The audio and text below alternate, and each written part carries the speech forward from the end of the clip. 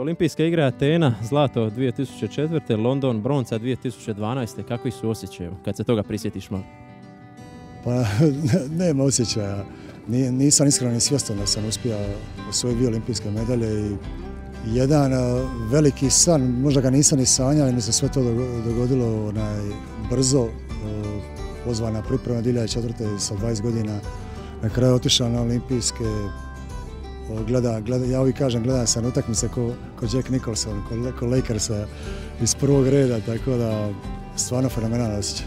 Čast svjetskim europskim prvenstvima, ali eto, olimpijske igre su nekako ipak više od toga, je li tako?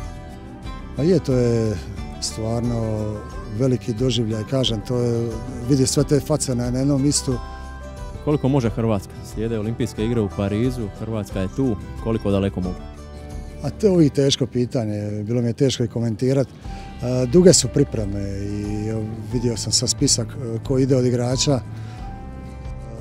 Izbornik je taj koji odlučuje, vrhunski čovjek, vrhunski trener. Drago mi je što je naš Dempa, uz njega ministar obrane, odličan igrač i evo, krenija malo trenerske vode. Ekipa izgleda dobro, u najboljoj formi su nam golmani.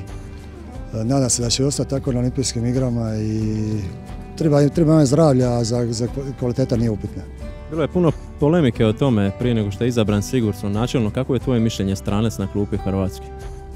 Pa za mene osobno to nije nikakav problem i mislim da je ovo neki pozitivan šok što se tiče reprezentacije, baš se s Duvnjakom čuo prije 2 dana.